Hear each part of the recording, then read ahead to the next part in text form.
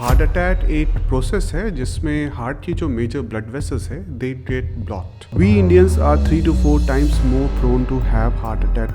Sir ये किसी को भी हो सकता है at any as.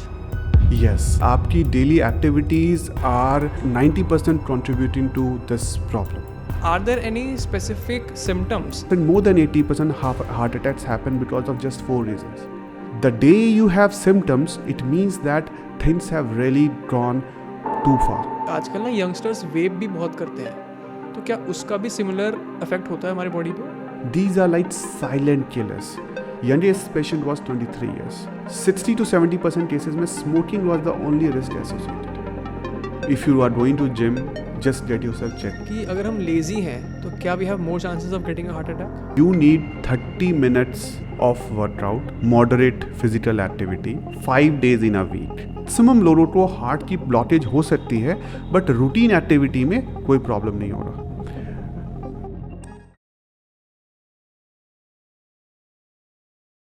Welcome back to the संस्कार show.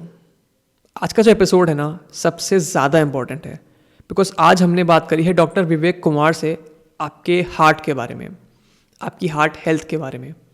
As young people we often forget the adverse effects of our lifestyle and our diet on our heart. ये एपिसोड काफ़ी ज़्यादा कंसर्निंग और अलार्मिंग है एंड ऑनेस्टली इसको record करना मेरे लिए बहुत डिफिकल्ट था, बट स्टिल मैंने वो किया because I want to share this message with you all. So इस वीडियो को ना स्किप मत करना, पूरा देखना बिकॉज हर 2 मिनट बाद आपको ऐसा कुछ पता लग सकता है which can help you have a healthy and better life. Also share this video with the people you love and जिनकी हेल्थ की आपको परवाह है because this is an important episode. And बस एक और चीज़, 91% of you watching my videos are not subscribed. अगर आपको हमारे चैनल से कभी कोई वैल्यू मिली हो, कभी कुछ सीखा हो, then please hit that subscribe button. It helps me bring on bigger guest and ask them tougher questions for you all. So without wasting any time, I am Sanskar and you're watching The Sanskar Show.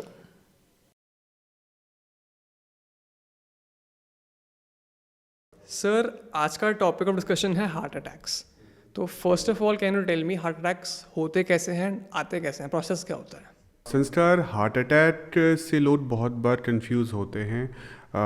Heart failure, cardiac arrest. Heart attack एक process है जिसमें heart की जो major blood vessels है they get blocked. Most commonly they get blocked because of a clot. But this clot doesn't happen in one day. Usually over the days patient have progressive blockages in coronary arteries, and suddenly because of some stress the protective layers of the blood vessels they get eroded and there is a clot formation. So when the heart vessels get 100% blocked, this is how heart attack happens. So what happens that area which is supplied by that blood vessel stops working and the patient becomes unstable, they have chest pain. A lot of patients they go into cardiac arrest and die. Sir ये किसी को भी हो सकता है at any age? Yes, definitely. देखा जाए तो heart attack is a disease because of coronary atherosclerosis. Coronary atherosclerosis is a medical word for process of deposition of cholesterol in blood vessels. It starts very early. I mean, the process starts very early, even in early childhood. And people get gradually accumulation of cholesterol in the blood vessels. And the risk in an average population, particularly in India, is in the range after 30 years or 40 years, they are really very prone to have heart attacks, particularly if they have risk factors. तो sir कोई daily life के habits होती हैं जो इसको influence कर सकती हैं? I think lifestyle disease, it's a lifestyle disease actually. And आपकी daily activities are almost 90% contributing to this problem. The problem is that we don't realize that the heart attack doesn't happen in one day. It's a process. And this process is, propagated and multiplied by your negligence towards yourself. There are risk factors that lead to heart attack. And most of us are not aware. We think that if we are doing our work properly, we are not having any problems in our day-to-day activities, we are absolutely fine. But this is just a misconception. You need to get yourself checked. You need to check for risk factors They are like diabetes, high cholesterol, blood pressure. We are not aware. An individual is never aware that something is going bad. And that's why when something like this happens, people are surprised and shocked. Right. So let's unpack this. आपने बोला कि we have to get checked up. So what are the methods of getting checked up? And are there any specific symptoms जिनके बाद I should go कि हाँ let's do a heart checkup? Okay. So, Sanskar, I'd like to share you some hard data. So, if you see internationally, if you compare the disease process, the heart attack thing happening in India and worldwide, we Indians are 3 to 4 times more prone to have heart attacks compared to Americans, 6 times more than the Chinese, and 20 times more than Japanese. So, definitely there is some genetic predisposition. Indians are more prone to have diabetes, they are more prone to have blood pressure.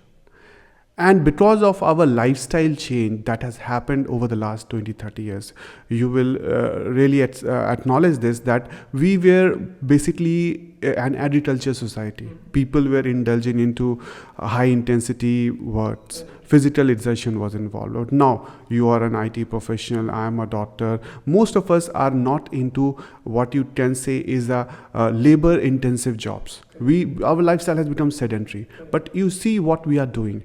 We are definitely we are a better off now than before. We can earn, we can spend on things. So what we are doing is that we are not working hard. There is this notion of going for workouts. It's not here in our country.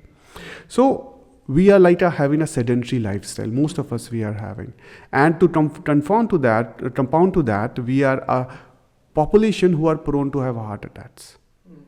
So these things really build up there and make us more vulnerable to have heart problems. We have the highest number of diabetic patients in the world. And diabetes is the very strong risk factor for heart attack. So I said that not getting checked up means that we are not aware. So if you don't go for a checkup to get your blood sugar checked, your cholesterol checked, your BP checked, you will not be aware. The reason is these are like silent killers. The day you have symptoms, it means that things have really gone too far. I mean, it's gone to a stage where the things are getting out of control. So if you want to prevent it, you need to get yourself checked regularly for these things. Sir, but हमारे India में क्या होता है, parents बोलते हैं कि बच्चे छोटे हैं, 20-22 साल के हैं, तो क्यों डॉक्टर के जाना है, क्यों चेकअप कराना है अपना, वो चेकअप से ही डरते हैं. तो ये अवेयरनेस कैसे आएगी? देखिए, ये बड़ा इंटरेस्टिंग एस्पेक्ट है दैट हम डरते हैं चेकअप से. हम डरते हैं चेकअप से क्योंकि हमें डर लगता है कुछ निकल जाएगा और डॉक्टर दवा दे देगा. तो आप ये सोचो, ये एक ऑस्ट्रिच अप्रोच है. मतलब आप आँख बंद कर लोगे, कुछ नहीं देखोगे तो क्या वो होगा नहीं? आप जैसे देख रहे हो अभी सोशल मीडिया में बहुत सारी चीज़ें हो रही हैं. लोग, young people, they are just dying and we are thinking that अरे ऐसा क्यों हो रहा है? ऐसा इसलिए हो रहा है कि हम एक ऑस्ट्रिच अप्रोच की तरह रखे हुए हैं. हम आँख बंद करके बैठे हुए हैं.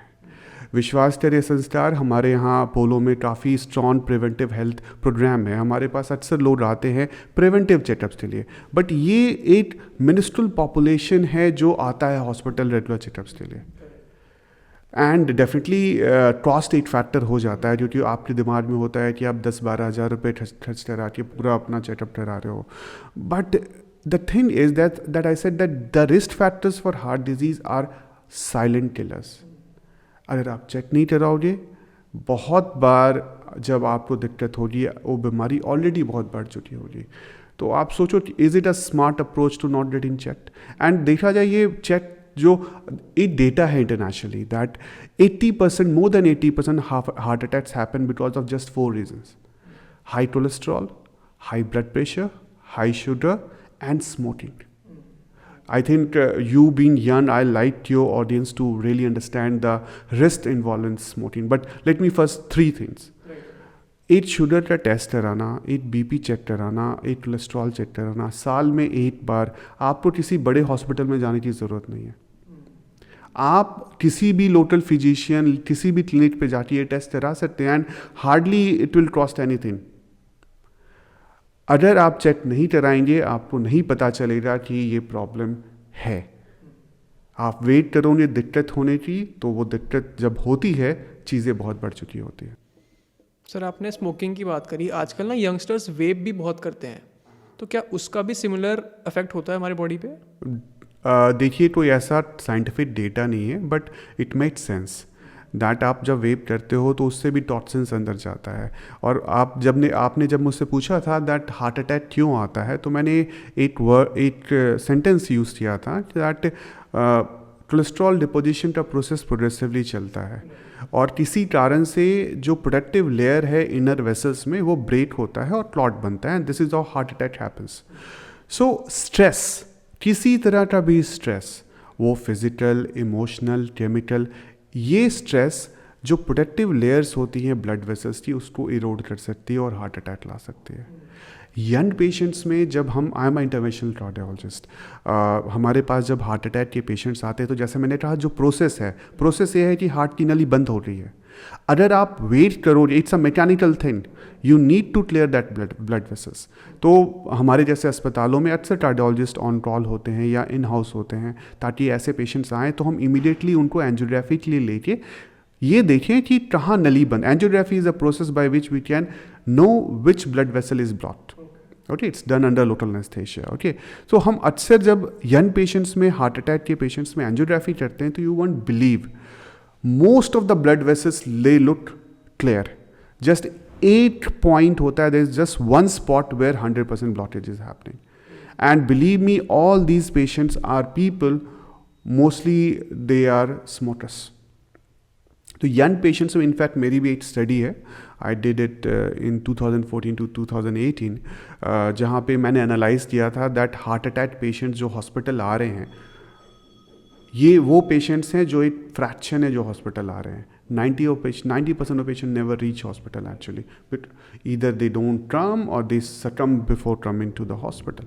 सो जो पेशेंट्स हॉस्पिटल आ रहे हैं, करीब उस 900 पेशेंट्स का डेटा था, 8 to 9% patients way less than 40 years, young patients. Youngest patient was 23 years। Okay, and उनमें सबसे कॉमन रिस्क फैक्टर जो निकला स्टडी में मेरे, 60 to 70% केसेस में smoking was the only risk associated. तो अगर आप चाहते हो यंग पेशेंट्स हेल्दी रहें, उनको हार्ट अटैक ना आए, तो I think smoking should be really banned, and एक कैंपेन होना चाहिए लोगों को अवेयर करने के लिए कि it may make you look macho, but inside you are getting, I mean you are like खोखला हो रहे हो आप। सर अगर हम स्मोकिंग नहीं कर रहे हैं तो ऐसा तो नहीं है कि we are completely at risk free from heart attacks, तो और क्या वजह हो सकती हैं जिससे कि young person can get heart attack? Heart attack के लिए जैसे मैंने बोला था 4 कारण है। 8 स्मोकिंग अगर आप हटा दो, 3 कारण कोलेस्ट्रॉल, ब्लड प्रेशर एंड आपका डायबिटीज़, शुगर होना, ये 3 कारण और है। अगर ये 4 कारण आपने देख लिया दैट आपका शुगर कम है, इन द रेंज है, ब्लड प्रेशर ज़्यादा नहीं है, आप स्मोक नहीं करते हो, कोलेस्ट्रॉल नहीं आपका हाई है, तो रिस्क ऑफ हार्ट अटैक्स बहुत कम हो जाते हैं। मतलब 90% चांसेस हैं कि आपको हार्ट अटैक नहीं आएगा। 10% इसलिए मैं बोल रहा हूँ क्योंकि जैसे मैंने आपको बताया that being an Indian we are genetically prone to have heart attacks, but at least आप 90% हार्ट अटैक्स प्रिवेंट करोगे, and that's a substantial population. आप इमेजिन करो, हम यंग कंट्री हैं, अब हमारा जो वर्क फोर्स है यंग है, and unfortunately because of the life style changes that we have gone through, people are not living healthy. And ये चीज़ आपके माध्यम से, in fact when you offered me to come to this show, one of my main aim was that maybe इन बातों से young generation को थोड़ा सेंसिटाइज करूँ कि आप जिम जाओ, it's very good, but gym जाने से पहले एक बार ज़रूर अपने ब्लड टेस्ट करा लो, अपना ब्लड प्रेशर चेक करा लो। संस्कार, आपको एक मैं WHO का डेटा बताऊंगा दैट 40 years, अब ये मतलब हम यंग पेशेंट्स की बात छोड़ दो, 40 years से above 1/3 of the population is having high blood pressure. ठीक है, आप अपनी सोसाइटी में एक सेंसस ले लो, ठीक है, दैट कितने लोगों ने ब्लड प्रेशर चेक कराया है। अगर वो सारे लोग, सपोज तो एक बिल्डिंग में 100 लोग रह रहे हैं, 100 लोगों में जो 40 साल से ऊपर के लोग हैं, 30%, 40%, 30-40% लोग को ब्लड प्रेशर होगा, बट उस 30-40% लोगों में सिर्फ 20% ही होंगे जिनको 50%, मतलब आप उसका 20% लो, 20 पीपल, तो we call it a rule of halves. तो almost half of these people are not aware that they are having high blood pressure. Among people who are having high blood pressure and they know that they are having high blood pressure, 50% of them, they don't take medicines. And the people who take medicines, 50% of them, they don't take it appropriately. Their blood pressures are never in control. So this is the way we are treating heart risk factors.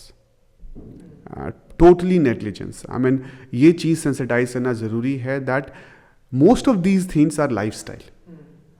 दवाई एक aspect है, but उसके अलावा आपको lifestyle में भी improvement करना पड़ेगा. और अगर आप लाइफस्टाइल इम्प्रूव नहीं करोगे तो ये डिजीज़ प्रोसेस हमेशा रहेगा और आपको हमेशा दवा खाना है.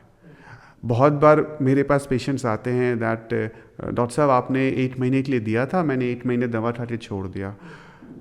शायद उस वक्त हमारी गलती भी है, उसे समझाना चाहिए था हमें दैट ये कोई इन्फेक्शन नहीं है कि आपने एक दवा का कोर्स कर लिया ठीक हो जाए.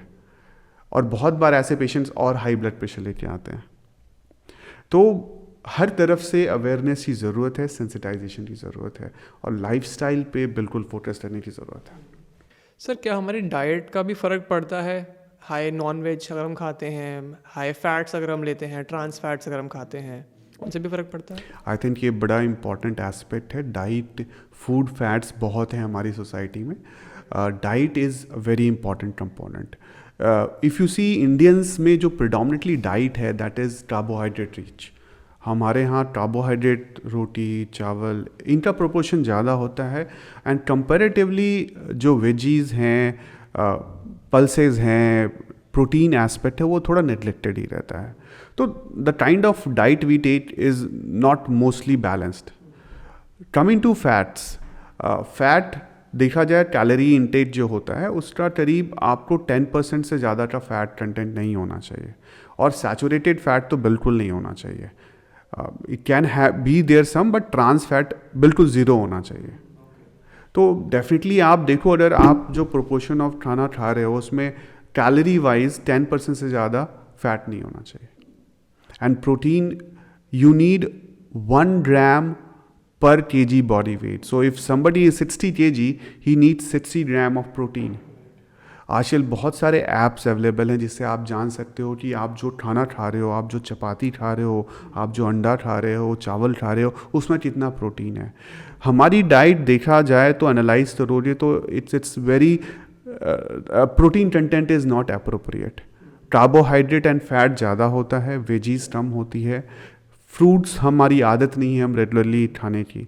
तो ये एस्पेक्ट हमें रिवर्स करना पड़ेगा. हमें कोशिश करना पड़ेगा कि कार्बोहाइड्रेट, फैट 50% से कम हो और इन सब चीज़ों पे ज़्यादा हमें ध्यान देना चाहिए.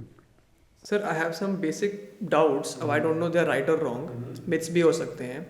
Milk, yellow portion of the egg and oil and ghee, क्या ये कंज्यूम करने चाहिए या नहीं करने चाहिए? पहले तो मैं एग के पे बोलूँगा. Egg is a complete food. अगर there is lot of research that has happen that अगर आप एक पूरा अंडा, बॉयल अंडे की बात कर रहा हूँ मैं, आप पूरा अंडा विथ येलो लेते हो, it's good for your heart, your for body. हाँ, अगर आप 8 से ज़्यादा अंडा डेली लेते हो तो इतना कंक्लूसिव नहीं है, but definitely it can derange things because it has cholesterol in it. The yellow part has cholesterol, it has fat. The thing that makes egg a very good source of food is that it has protein, it has essential amino acids that are building blocks for your body components. मतलब protein से ही सारे sales बनते हैं. essential amino acids are very important. You have fat soluble vitamins in that. जो चीज़ कहीं से, जैसे vitamin D, vitamin E, vitamin A, ये सब उसमें रहता है. ये बहुत हद तक हमारे बॉडी में इन्फ्लेमेशन, जो डिजीज़ प्रोसेस है, उसको कंट्रोल करता है, हमारी इम्यूनिटी बिल्डअप करता है. तो एक पूरा अंडा लेने में कोई नुकसान नहीं है, आप ले सकते हैं. ज़्यादा नहीं लेना चाहिए, मतलब we don't recommend more than 1 egg per day, but egg 8 पूरा अंडा विथ येलो लेना फ़ायदेमंद होगा एग वाइट के साथ। ठीक है, एग वाइट आप एक्स्ट्रा ले सकते हो, बट पूरा अंडा आई विल रिकमेंड कि 8 अंडा से ज़्यादा it's not good to it's good that you take whole egg, one egg without any concern that cholesterol बढ़ जाएगा। और क्योंकि जो डाइट में आप कोलेस्ट्रॉल लेते हो, बॉडी में बड़ा अच्छा सिस्टम है, it has a regulatory system. जो चीज़ आप कम लेते हो वो ज़्यादा बनेगा, जो ज़्यादा लेते हो वो कम बनेगा, एक लिमिट तक ये कंट्रोल होता है। तो liver is the food factory. अगर आप कोलेस्ट्रॉल कम लेते हो, कोलेस्ट्रॉल हमारे शरीर में ज़रूरत है, बहुत सारे हार्मोन्स, सेलुलर कंपोनेंट्स कोलेस्ट्रॉल का बना होता है। तो ऐसा नहीं कि कोलेस्ट्रॉल हमें नहीं चाहिए, राइट? बट अगर आप कोलेस्ट्रॉल लेते भी ज़्यादा हो तो लिवर में ऐसा कंपनसेटरी मैकेनिज्म है दैट वो इंडिजीनियस सिंथेसिस रोक देता है या कम कर देता है। तो इस तरह से आप ये मत डरो कि इसमें कोलेस्ट्रॉल है तो ले लेंगे तो बढ़ जाएगा, बट यस, ये कंट्रोल एक लिमिट तक होता है, बॉडी के चेक्स एक लिमिट तक काम करते हैं। तो आपको अगर बैलेंस्ड फूड लेते हो तो इट्स नो हार्म। ऑयल के लिए मैं बोलना चाहूँगा दैट सैचुरेटेड दूध पहले आते हैं। ठीक है, दूध में सैचुरेटेड फैट, अगर पूरा आप मिल्क ले रहे हो उसमें बहुत अच्छा कंपोनेंट है सैचुरेटेड फैट का।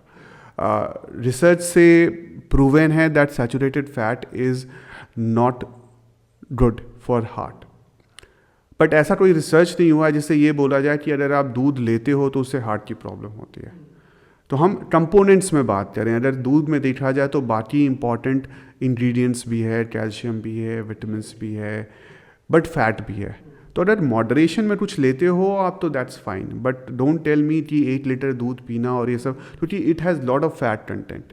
आप देखो हमारे देश में बहुत लोग को फैटी लीवर होता है, अल्ट्रासाउंड कराएंगे आप तो फैटी लिवर होता है। इसका कारण यही है कि किसी कारण से आपके लिवर में फैट डिपॉजिट हो रहा है। लिवर प्रोडक्शन हाउस भी है, स्टोर हाउस भी है, तो जो ज़्यादा बन रहा है इट विल स्टोर। तो अगर आपके लिवर फैटी है, इसका मतलब है कि जो डाइट आप ले रहे हो, जो कार्बोहाइड्रेट्स ले रहे हो, जो फैट्स ले रहे हो, ज़्यादा ले रहे हो। You have to go into moderation. Oil के लिए मैं बता दूं, देखो 2-3 ऑयल ही है जो मुझे लगता है जो डेटा कहती है दैट शुड बी अवॉइडेड और should be consumed in less than moderate dose.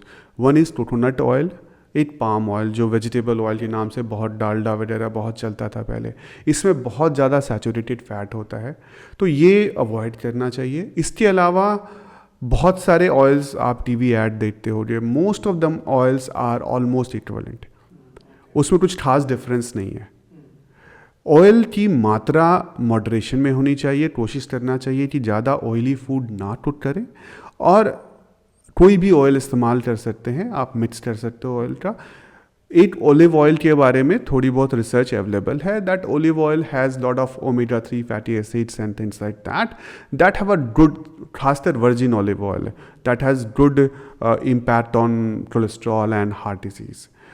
ये डेटा मेडिटेरेनियन डाइट से आई है कि जो मेडिटेरेनियन डाइट है वहाँ पे ऑलिव ऑयल बहुत यूज़ होती है और उस डाइट के कारण हार्ट की प्रॉब्लम कम होती है।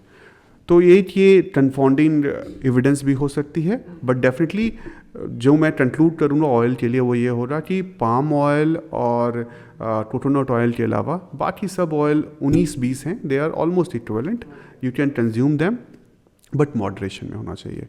दूध, डेयरी प्रोडक्ट्स आप ले सकते हो, बट वो भी ज़्यादा नहीं। ये कॉन्सेप्ट कि 1 लीटर दूध डेली पीने से आपको सब कुछ तंदुरुस्त हो जाओगे, ये थोड़ा सा आई थिंक ओवरबोर्ड है। थोड़ा सा मुझे लगता है इसमें एक मैसेज जाना चाहिए कि इतना ज़रूरत नहीं है आपको। Sir, is alcohol also harmful for the heart specifically? ये बड़ा कंट्रोवर्शियल टॉपिक है। कुछ स्टडीज़ हो रखी हैं खासकर रेड वाइन पे that it improves cholesterol, it may even prevent heart attacks. The problem with alcohol is that control नहीं हो सकता because it's very addictive. So generally we say that it should be avoided, but if somebody is in a habit or cannot do away with it, what we can say that 1 to 2 drinks is at most you can say, but it should never be consumed for preventing heart problem. ये concept नहीं होना चाहिए that you take a drink and things are getting purified inside. I remember corona के वक्त ये बड़ा जोर चलता था कि अल्कोहल ले लो कोरोना साफ हो जाएगा. I mean तो it's not like that. I mean अगर आप लेते हो तो 1 to 2 drinks you may have some benefits as per the papers and some data is there, but I will not recommend because it's very habit forming and things can go out of hand any day. Sir आपने corona की बात करी. अभी because of young people getting heart attacks in the gym, बहुत लोग ये सोच रहे हैं कि बिकॉज ऑफ कोविड उन्हें कोविड हुआ था, heart attack chances have increase for them. तो हम हॉस्पिटल्स में कोरोना के पहले भी हार्ट पेशेंट्स देखते थे, कोरोना के बाद भी देख रहे हैं. एज सच बोलना बड़ा मुश्किल है that is it corona the direct culprit in the kind of the kind of sensitization is happening that corona के कारण हार्ट प्रॉब्लम बढ़ रहा है. Definitely कोरोना पर से was a viral disease and it's still there in some form, silent or something like. अभी भी winters में एक फॉर्म ऑफ कोरोना चल रहा है. कोई भी इन्फेक्शन है, दे create inflammation in the body, and as I said that जो हमारे blood vessels में inner protective layer होती है उसे हम इंडोथेलियम कहते हैं. जिस तरह स्किन की जो लेयर है इसे हम एपिडर्मिस कहते हैं, उसी तरह इंटरनल लेयर्स होते हैं हमारे blood vessels में, इसे हम इंडोथेलियम कहते हैं. तो किसी भी इन्फ्लामेशन के कारण वो फट सकता है, वहाँ टेयर हो सकता है और क्लॉट बन सकता है. तो ये हो सकता है दैट कोविड एक कारण हो कि क्यों हार्ट अटैक बढ़ रहे हैं, but I will not say that this is the only reason. एक एस्पेक्ट ये हो सकता है कि कोविड के बाद खासकर mobile penetration and social media कुछ ज़्यादा ही फ्रंट पे आ गया है and people have access to media. So बहुत बार ये इवेंट्स होते थे शायद पहले, बट कभी भी जनमानस के प्रेजेंस में नहीं आता था, बट चूँकि अब एक्सेस है तो लोग को दिखना शुरू हो गया है. Believe me Sanskar, what I feel is that if you are going to gym just get yourself check before that. क्योंकि मुझे नहीं पता कि वो जो बंदा जिम में गिर गया उसको कोई ब्लड प्रेशर था या नहीं था, वो स्मोकर था या नहीं था, उसको शुगर था या नहीं था, ये नहीं पता. तो अगर आप मुझे ये बोलो कि हाँ ये 10 लोग हैं, 10 जिम के अंदर कोलैप्स हुए थे, 10 में कोई रिस्क फैक्टर नहीं था, उन्होंने अब रेगुलर चेकअप करा रखा था, तब मैं शायद इस बात से कन्विंस हो जाऊँ कि हाँ कोरोना ही एक रीज़न है. मैं ये नहीं बोल रहा हूँ कि ये रीज़न है. आई विल से दैट कोरोना एक रीज़न हो सकता है कि बॉडी में इन्फ्लामेशन बढ़ रहा है, बट हम बाकी रिस्क फैक्टर्स पर अगर ध्यान देंगे तो शायद एक अकेला कोरोना हार्ट अटैक नहीं करा सकता. तो ये चीज़ जानना ज़रूरी है दैट रेगुलर चेकअप्स में फिर बोलूँगा कि इट्स वेरी इंपॉर्टेंट. एक क्विक क्वेश्चन सर, कि अगर हम लेज़ी हैं तो क्या we have more chances of getting a heart attack? बिल्कुल, कोई डाउट ही नहीं है इसमें. इनफैक्ट आप इमेजिन करो कितना वर्कआउट करना चाहिए लोगों को जिससे कि हार्ट अटैक की संभावना कम हो जाए. Sorry I am asking your question. दिन में एक घंटा? 1 घंटा ठीक है. Daily 7 days a week. 5 days ले लेते हैं, वीकेंड्स लोग ऑफ लेते हैं जनरली, तो लेट्स टेक 5 days. ठीक है. सो यूएस गाइडलाइंस और इंटरनेशनल गाइडलाइंस जो कहती है that you need 30 minutes of workout, moderate physical activity 5 days in a week. और ये 30 minutes ज़रूरी नहीं है कि 1 row पे हो. You can have a 10 minutes break, 10 minutes slots, मतलब accumulative exercise 30 minutes, and evidence है दैट हार्ट अटैक कम होता है इतने से. तो what is moderate physical activity, right? That make sense to ask. You go to the park, you will find lot of uncles and aunties going around with their mobile on, walking leisurely, right? वो walk के लिए जा रहे हैं सुबह, right? Moderate physical exercise means that exercise which results into your heart rate increasing to 50 to 70% of your maximum heart rate. तो एक average individual के लिए ये है कि एक ऐसा एक्सरसाइज करो जिससे आपका हार्ट रेट 100 से 120 हो जाए. जैसे मेरा अगर हार्ट रेट अभी 80 है तो वो 100 to 120 हो जाए, ऐसा एक्सरसाइज हो जाए. ये हुआ आइडियल एक्सरसाइज। बट आप लिजरली वॉक कर रहे हो with gossiping, talking to what politics and things like that, एक पसीने की बूंद भी नहीं आई, यस कुछ नहीं करने से ये अच्छा है, बट डेफिनेटली आपको जो बेनिफिट चाहिए उसके लिए आपको बिल्कुल एक कॉन्सेंट्रेटेड, एक फोकस्ड एफर्ट होना चाहिए कि आप ब्रेस्ट वॉक कर रहे हो, तभी जाके फ़ायदा होगा। एंड डेफिनेटली इतना कर लें हम तो सोचो 24 घंटे में सिर्फ आधे घंटे चाहिए। This is what you need to at least give your heart some protection. Sir normal acidic chest pain भी होता है काफ़ी लोगों को, उसमें और हार्ट अटैक के पेन में मतलब क्या डिफरेंस है? How can an individual differentiate? ये बहुत अच्छा क्वेश्चन है सिस्टर। आई थिंक बहुत बार जैसे कि मुझे पता है आपके वीडियोस देख के कुछ लोग शायद डरेंगे, वो अपने सिम्टम्स को सोचेंगे मुझे हार्ट अटैक तो नहीं हो रहा है मेरे, ऐसे लोग आते हैं। इट्स गुड, बट उस वक्त as a physician, as a cardiologist हमारा जॉब है लोगों को थोड़ा एश्योर करना, देखो ये नहीं है, ये सीरियस है, ठीक है। तो आई थिंक ये विल हेल्प करेगा ये सवाल। देखिए हार्ट जो है it's a very resilient organ, बहुत सह लेता है ये, राइट। तो जब मैं बोल रहा था दैट मॉडरेट फिजिकल एक्टिविटी जिससे हार्ट रेट बढ़े, अगर हार्ट रेट बढ़ता है तो हार्ट को ब्लड ज़्यादा चाहिए क्योंकि उसको nutrition, heart is a organ that pumps blood all over the body, right. अब उसको काम करने के लिए भी ब्लड चाहिए, उसको भी काम करने के लिए ऑक्सीजन चाहिए, उसको भी ग्लूकोज चाहिए, उसको भी फैट चाहिए, ये उसकी ब्लड वेसल सप्लाई करती है। एंड हार्ट के पास एक ऑटो रेगुलेटरी मैकेनिज्म है दैट बहुत हद तक इवन अगर हार्ट की नली में ब्लॉकेज है वो रीडिस्ट्रीब्यूट कर सकता है ब्लड और आपको सिम्टम्स नहीं होगा। इसीलिए मैक्सिमम लोगों को हार्ट की ब्लॉकेज हो सकती है बट रूटीन एक्टिविटी में कोई प्रॉब्लम नहीं होगा क्योंकि हार्ट रीएडजस्ट करता है। अगर आप एग्जर्ट करते हो, मॉडरेट एग्जर्ट करते हो और आपको चेस्ट डिस्कम्फर्ट होता है, वो डिस्कम्फर्ट आपके लोअर जॉ से लेके अम्बलाइटिस के ऊपर के एरिया तक, मतलब ये पूरा पोर्शन, इस एरिया में अगर कोई डिस्कम्फर्ट फील होता है तो ये हार्ट की पेन हो सकती है जिसे हम एंजाइना कह सकते हैं। ये बहुत बार आपको लग सकता है सीवियर फॉर्म में कि चोकिंग फील हो रही है, लग रहा है कोई बोझ सा आ गया है।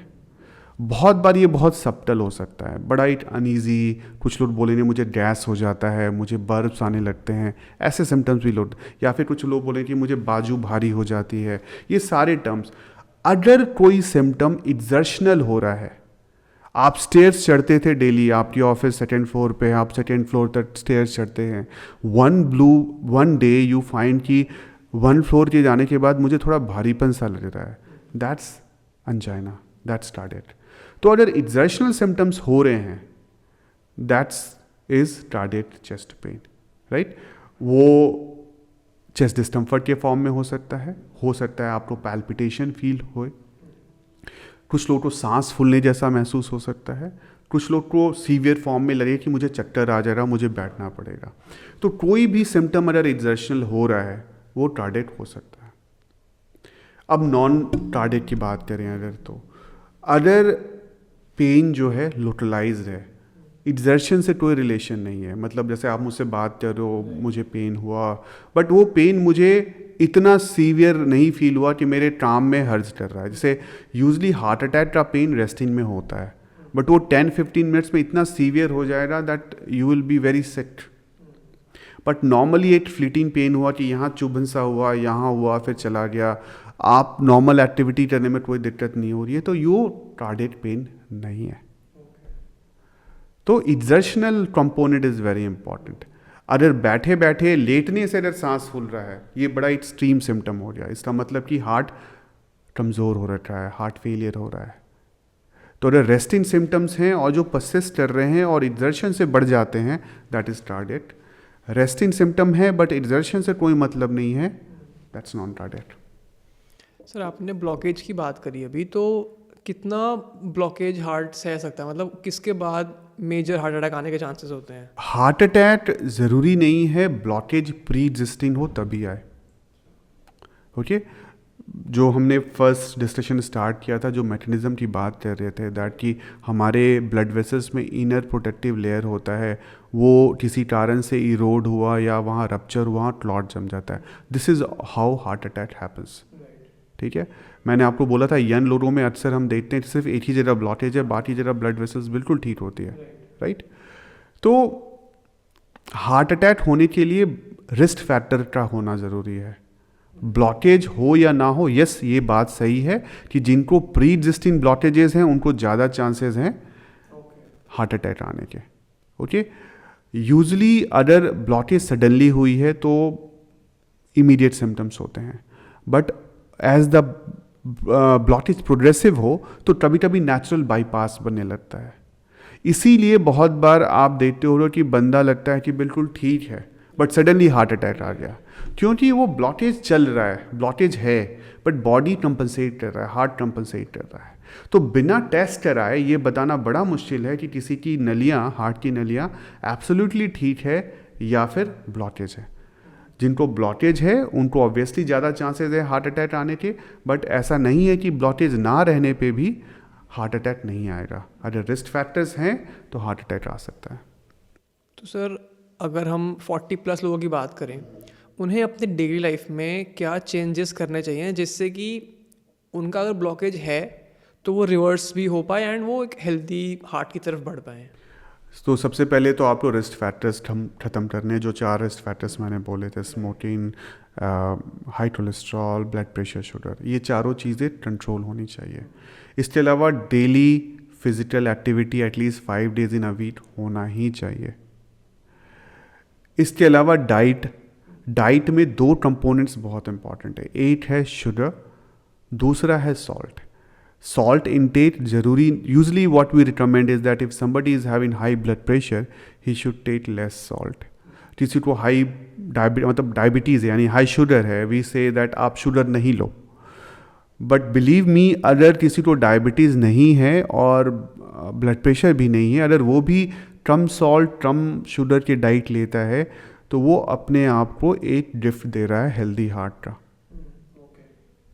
तो हमें इन जनरल कोशिश करना चाहिए सॉल्टी फूड अवॉइड करें, शुगरी चीज़ें जो खासकर रिफाइंड शुगर कहते हैं हम, उनको अवॉइड करना चाहिए। इसके अलावा कोशिश करें कि 1 या 2 पोर्शन फ्रूट्स का ज़रूर हो एंड ऑब्वियसली वेजिटेबल्स। इतना अगर आप करते हैं तो चांसेस हैं, और स्ट्रेस, किसी तरह का भी stress it can cause problem. तो वो भी एक एस्पेक्ट जो शायद बहुत बार नेग्लेक्ट कर देते हैं हम, वो भी एक एस्पेक्ट है मुझे लगता है जो कि ध्यान देना चाहिए। तो एक healthy lifestyle with minimising the risk that causes heart attack, I think that should be a goal for every individual so that he is safe from heart attack. Sir, do men have more chances of getting a heart attack? Females are relatively protected. I have used the word relatively deliberately. The thing is that there is a notion that females can't have a heart attack, right? But it's a relative notion. What we know is that if the females are having diabetes, if the females are having high cholesterol, if the females are having high blood pressure and they are having a sedentary lifestyle, the chances of having heart attack related to male are less. But if they get a heart attack, it's more serious than a male person. Okay. So yes, females have less chance of heart attack, but if they have a risk factors and they have a heart attack, it's more dangerous. I'm more concerned when a female comes with a heart attack than a male, because we know that the chances of survival in females are relatively less. They have more complications happening. So I think this is what today's Women's Day, today is 8th of March, and definitely message should be known that it's not that the men are dying of heart attacks. We see females also dying of heart attack, and they also need to protect their heart equally. Sir मेरे को तो डर ही इतना लग रहा है, मेरे को समझ नहीं आ रहा आगे मैं सवाल कैसे पूछूं आपसे। बट नहीं, संस्कार देखिए डराने के लिए नहीं है। इट्स लाइक कि आप जाग जाओ। आपका how many people you see today in the morning jogging out, हमारे यहाँ कल्चर ही नहीं है। आई थिंक जिस तरह से आप यंग पॉपुलेशन को आप theatre audience are mostly young people, I think they need to wake up and take control of their health.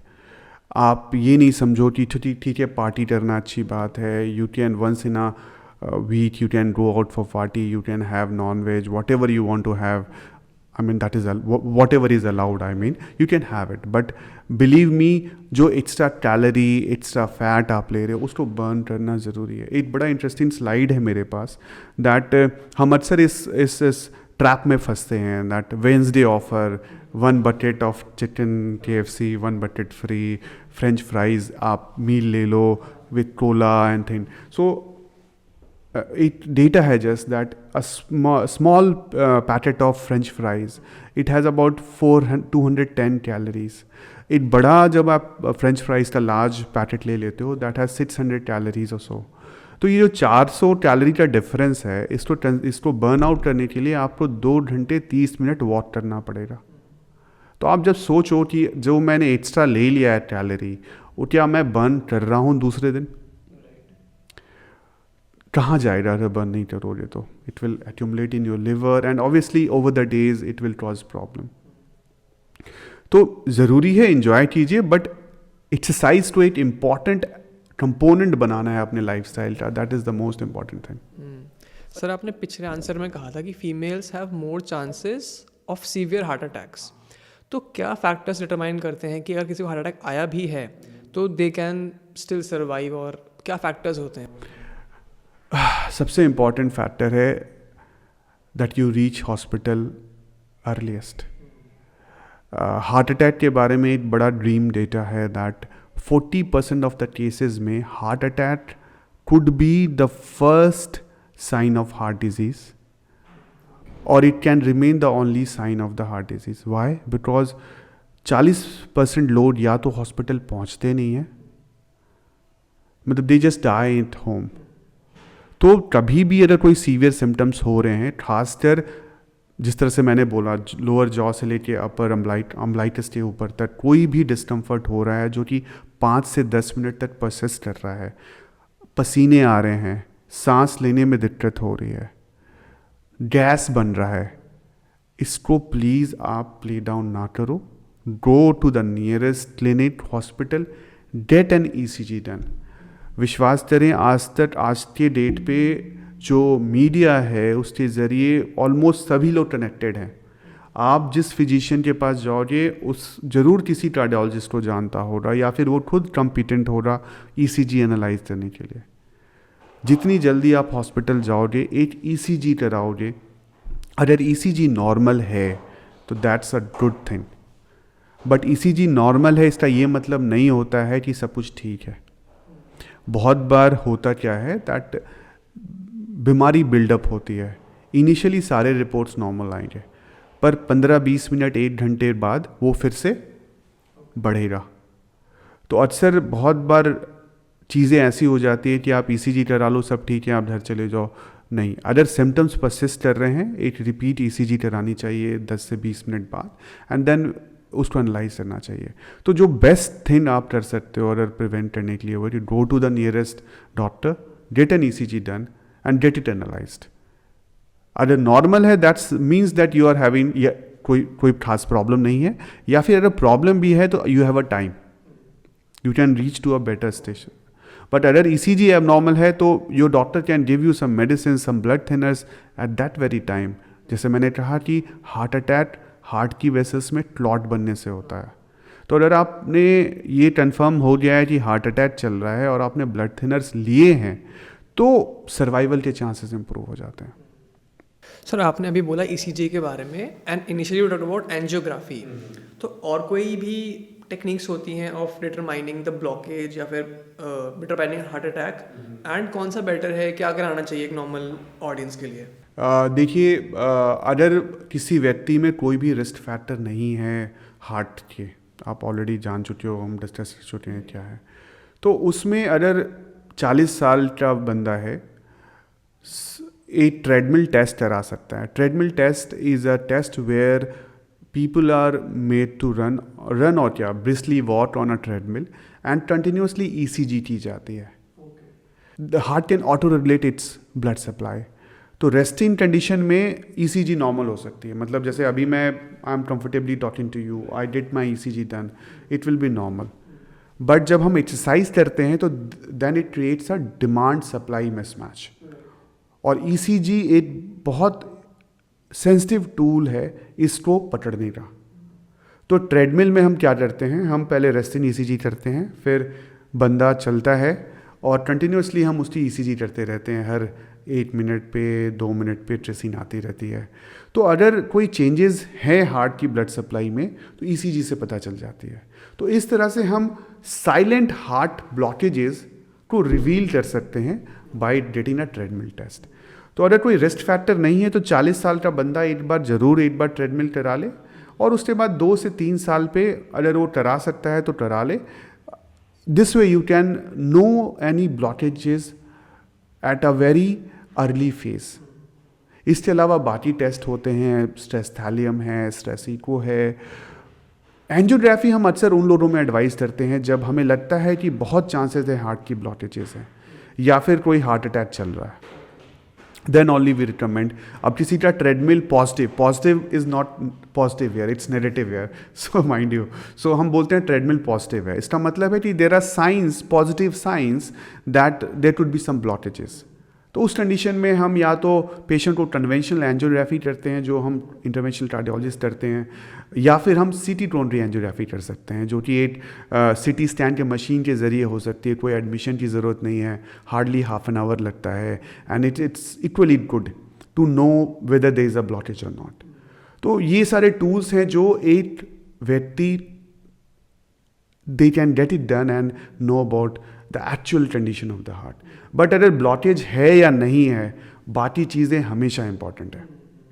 Sir, हमारी फैमिली हिस्ट्री, मतलब हमारी फैमिली में किसी को हार्ट अटैक हुआ है, डिजीज़ रही है, वो इन्फ्लुएंस कर सकता है कि हमारे चांसेस कैसे हैं हार्ट अटैक होने के? डेफिनेटली। अक्सर हम जब हिस्ट्री लेते हैं तो फैमिली हिस्ट्री ज़रूर पूछते हैं, और उसमें खासकर इम्पॉर्टेंट है प्री मैच्योर हार्ट डिजीज़। किसी की फैमिली में अगर 45-55 साल से कम उम्र में, एक इंटरेस्टिंग बात यह है कि यूरोपियंस और अदर कंट्रीज़ में, खासकर अमेरिकन्स और जापानीज़ वगैरह में, हार्ट की प्रॉब्लम यूजली 60-65 ईयर्स के बाद होती है। तो अगर किसी को 60-65 ईयर्स के बाद हार्ट की प्रॉब्लम हो रही है तो ये जेनेटिक फैक्टर नहीं है। बट किसी की फैमिली में अगर 40-45 साल की उम्र या 55 साल की कम उम्र में हार्ट की बीमारी का हिस्ट्री है, that means that person in that family is having a strong genetic predisposition. वैसे बंदों को और भी केयरफुल होना चाहिए अपने हार्ट के लिए, तो स्मोकिंग नहीं करना और बाकी सब चीज़ें। तो जेनेटिक फैक्टर्स आर इंपॉर्टेंट, खासकर अगर प्री मैच्योर CAD हुई है, CAD that is coronary artery disease.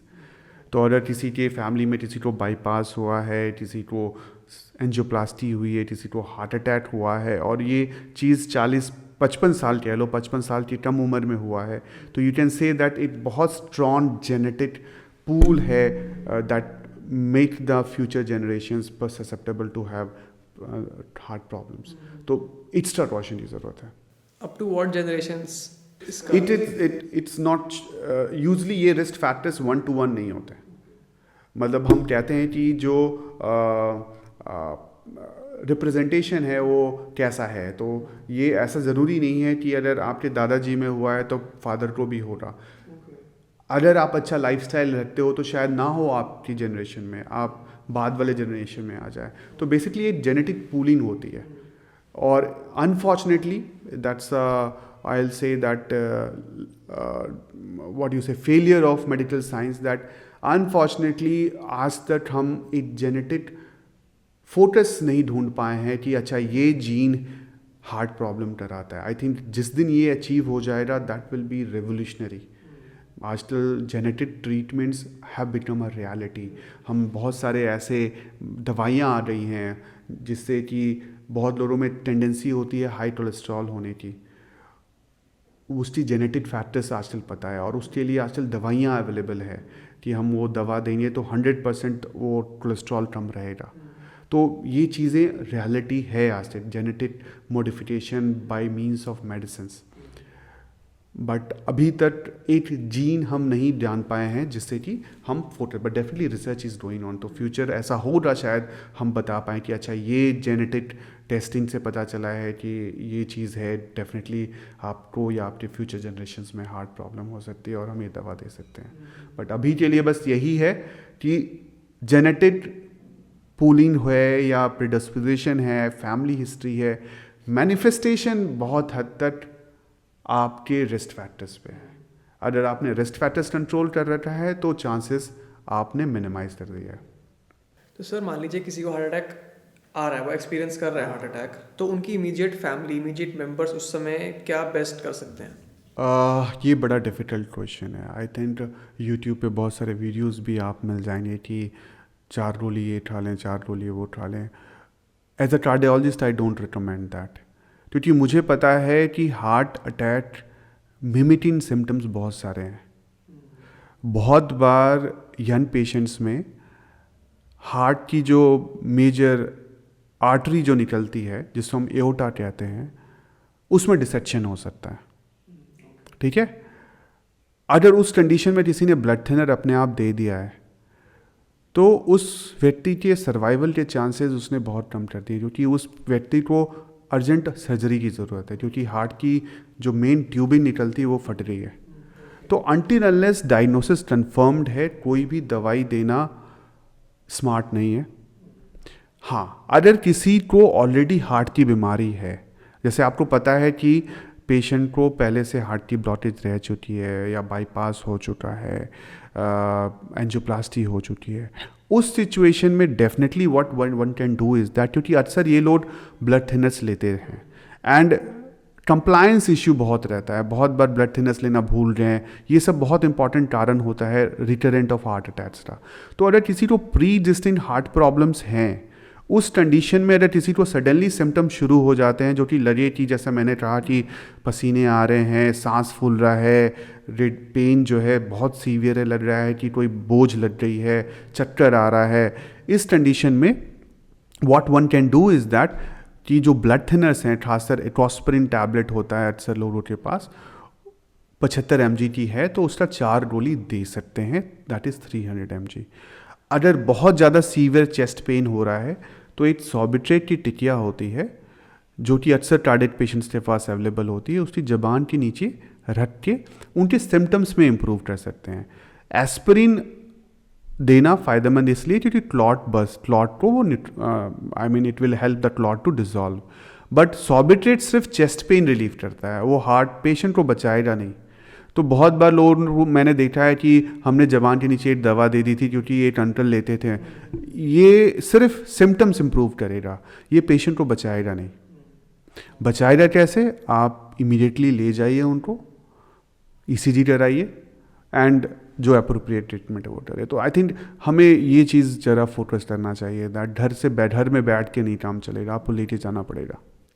CPR का भी कुछ रोल होता है प्रैक्टिस करने का? बहुत ही इम्पॉर्टेंट है। मैंने कहा एक बात कि हार्ट अटैक के 40 से 50% पेशेंट हॉस्पिटल नहीं पहुंचते हैं। इसका कारण क्या है? जैसे ही हार्ट अटैक होता है, हार्ट की नली बंद होती है। पूरा हार्ट नहीं बंद होता है, हार्ट की नली बंद होती है, हार्ट का एक हिस्सा काम करना बंद कर देता है। इससे हार्ट के अंदर इलेक्ट्रिकल इंस्टेबिलिटी होती है। हार्ट, आप चूँकि इंजीनियरिंग स्टूडेंट हो, हार्ट बहुत हद तक एक इलेक्ट्रिकल ऑर्गन है जिसमें एक elaborate system of electric conduction है और ये बहुत होमोजीनस होता है। मतलब एक जगह से वेव फ्रंट निकलती है, मतलब इलेक्ट्रिक वेव फ्रंट, वो पूरे हार्ट में डिफ्यूज़ होती है, क्योंकि हर एक हार्ट का जो इलेक्ट्रिकल प्रॉपर्टीज़ है सेल्स का इक्वल होता है। जब भी हार्ट अटैक आता है तो वो इलेक्ट्रिकल प्रॉपर्टीज़ गड़बड़ हो जाती है, तो जो हार्ट की रिदम है वो एबनॉर्मल हो जाते हैं। तो अक्सर जब भी हार्ट अटैक होता है तो जो कॉमन कारण होता है डेथ का, वो होता है कार्डियक अरेस्ट। कार्डियक अरेस्ट इसलिए क्या होता है क्योंकि हार्ट की रिदम जो सिंक्रोनाइज थी वो एसिंक्रोनस हो जाती है और वो इरेगुलरली बीट करना लगती है और बहुत फास्ट बीट कर लेती है। उससे क्या होता है कि इफेक्टिव आउटपुट कुछ नहीं होता है, तो लिटरली आपके शरीर में सर्कुलेशन स्टॉप हो जाता है।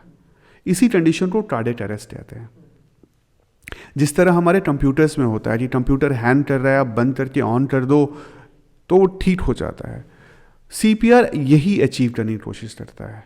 बेसिकली जब आप CPR करते हो तो आप हार्ट जो एक एक्टिव ऑर्गन था उसको आप पैसिव बना देते हो, मतलब उसका काम अपने हाथ में ले लेते हो। हार्ट में वैल्व सिस्टम है जिसमें ब्लड फ्लो एक ही डायरेक्शन में जाएगा। जब आप उसको पुश करोगे ब्लड बाहर की ओर जाएगा, जैसे ही उसको रिलीज़ करोगे वो ब्लड अंदर ले लेगा, ठीक है। तो जब आप CPR करते हो तो आप एक टाइम देते हो बॉडी को खुद से रीबूट करने का, हार्ट को रीबूट करने का, क्योंकि आपको पता है कि रिदम एबनॉर्मल है, ब्लड नहीं जा रहा है। जब आप हार्ट को एक डेफिनेट तरीके से, इस टाइप पूरा सेशन हो सकता है, प्रेस करते हो और रिलीज करते हो तो आप करीब 60-70 mmHg का प्रेशर क्रिएट कर देते हो पूरे बॉडी में ब्लड सप्लाई का, राइट। क्योंकि ब्लड तो कहीं गया नहीं ना, ब्लड तो सिस्टम में है, आप बस प्रेस कर रहे हो, स्क्वीज कर रहे हो और रिलीज कर रहे हो, वो ब्लड पंप करेगा और हमारे शरीर में ऑक्सीजन डिजॉल्व रहता है कुछ देर तक, 5-10 मिनट तक, 5 मिनट तक तो मान के रहो कि सफिशिएंट ऑक्सीजन होता है। तो अगर पेशेंट सांस भी नहीं ले रहा है फिर भी सर्कुलेशन में ऑक्सीजन होगा। वाइटल ऑर्गन्स को एटलीस्ट 60-70 mmHg का प्रेशर चाहिए सप्लाई के लिए। तो वो जो 2-4 मिनट आप जो CPR कर रहे हो उस बीच में हार्ट को रीबूट करने का टाइम मिल जाता है। तो अगर आप CPR करते हो तो आप बेसिकली टाइम देते हो हार्ट को रीबूट होकर फिर से स्टार्ट होने का। इस तरह से CPR ज़िंदगी बचाती है। एंड जब एक बार हार्ट बीट करना शुरू कर देता है तो आपको टाइम मिल जाता है इंटरवीन करने का। तो हमारे मतलब हॉस्पिटल्स में वी हैव सीन पीपल, मतलब CPR करते हुए हमने एंजियोप्लास्टीज की हैं और पेशेंट फिर घर गया है। तो डेफिनेटली CPR ट्रेनिंग सारे इंडिविजुअल्स को बिल्कुल आना चाहिए। बहुत सिंपल है, it's not a rocket science, simple है। आप एक स्क्वीज कर रहे हो, रिलीज कर रहे हो, इट इज़ लाइक पिचकारी की तरह वो ब्लड पंप करेगा फिर ब्लड ले लेगा। This is what you have to do and it saves life. Perfect sir. Finally to end the conversation, हमारी यंग ऑडियंस को आप क्या बता सकते हैं कि कुछ सिम्टम्स जो उनको अवेयर रहना चाहिए, सतर्क रहना चाहिए जिन सिम्टम्स को, जिससे कि वो अपनी हेल्थ का ध्यान रख पाए in regards to heart health? Sanskar, thank you so much, it was really great talking to you. And just to conclude मैं बस यही बोलना चाहूँगा कि यंग ऑडियंस को आपके that take control of your life. Heart disease एक बहुत हद तक प्रिवेंटेबल डिजीज़ है। जो 4 रिस्क फैक्टर्स मैंने बताए, high cholesterol, high blood sugar, high BP, smoking, ये 4 कारण इससे बचें आप। स्मोकिंग आपके हाथ में है। बाकी कारण आप प्लीज़ चेकअप करा लें अपना, एक बार ज़रूर चेकअप कराएं। अगर नॉर्मल है तो you can be happy, you can give parties, okay. Exercise करें। सिम्टम्स की बात करें तो एग्जर्शनल सिम्टम्स अवॉइड, अगर आपको लगे कि कोई काम करने से आपको दिक्कत हो रही है, मेहनत का काम करने से, तो प्लीज़ एक बार ज़रूर इवैल्यूएट करा लें। बहुत बार यंग पॉपुलेशन में बिना रिस्क फैक्टर्स के भी कॉन्जेनाइटल हार्ट डिजीज़ हो सकती है, वैल्वुलर हार्ट डिजीज़ हो सकती है, मतलब वैल्व की प्रॉब्लम हो सकती है या जन्मजात प्रॉब्लम हो सकती है। वो जेनेटिक भी हो सकती है या फिर बर्थ डिफेक्ट्स हो सकती है, ओके। तो अगर एग्जर्शनल सिम्टम्स होते हैं, एग्जर्शनल सिम्टम्स चेस्ट पेन के, सांस फूलने के, चक्कर आने के या धड़कन होने के, उसको प्लीज़ एक बार ज़रूर एक किसी फिजिशियन या कार्डियोलॉजिस्ट से इवैल्यूएट करा लें। एंड आई थिंक इतना कर लें तो मैक्सिमम कंडीशंस में you will have a very healthy heart and healthy life. Perfect, thank you so much sir. A pleasure.